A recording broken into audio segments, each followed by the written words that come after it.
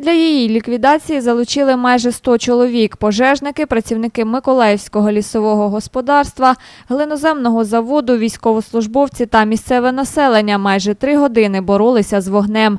Вже по обіді пожежу вдалося ліквідувати. Знищено 1,5 гектари лісу та гектар очерету. Причина пожежі та розміри матеріальних збитків встановлюються.